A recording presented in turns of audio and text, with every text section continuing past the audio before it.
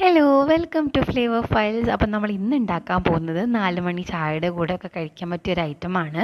അപ്പം അതിന് വേണ്ടിയിട്ട് 2 കപ്പ് പുഴുങ്ങലരി കഴുകി നന്നായിട്ട് വൃത്തിയായിട്ട് നമുക്കിതൊന്ന് വറുത്തെടുക്കാം.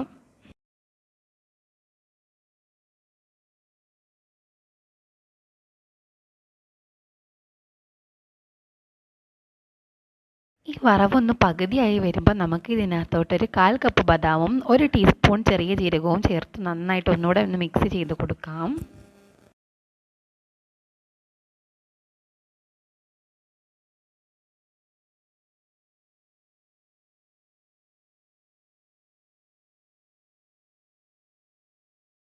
എന്നിട്ട് ഒന്നുകൂടെ നന്നായിട്ട് വറുത്തെടുത്തതിന് ശേഷം നമുക്കിതൊരു ബൗളിലേക്ക് മാറ്റി കൊടുക്കാം.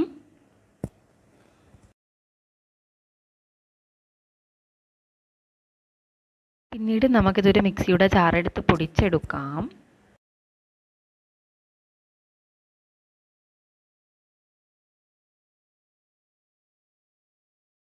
ഒന്ന് പൊടിച്ചെടുത്തതിന് ശേഷം ഇതിനകത്തോട്ട് 2 അച്ച് ശർക്കരയും 2 ടീസ്പൂൺ പഞ്ചസാരയും ഇട്ട് വീണ്ടും ഒന്ന് നന്നായിട്ട് പൊടിച്ചെടുക്കാം.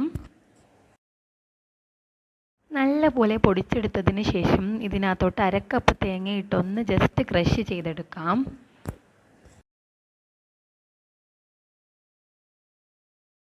അപ്പോൾ ഇതൊന്ന് ക്രഷ് ചെയ്തെടുത്തതിന് ശേഷം നമുക്കിതൊരു സെർവിങ് ബൗളിലോട്ട് മാറ്റാം.